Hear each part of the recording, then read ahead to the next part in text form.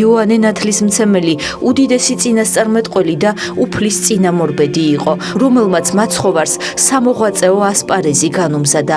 ამას თვით იესო ქრისტე აღნიშნავდა. წმინდა სახარების მიხედვით წმინდა იოანე ნათლისმცემელს თავი მეფე ჰეროდემ მოჰკვეთა.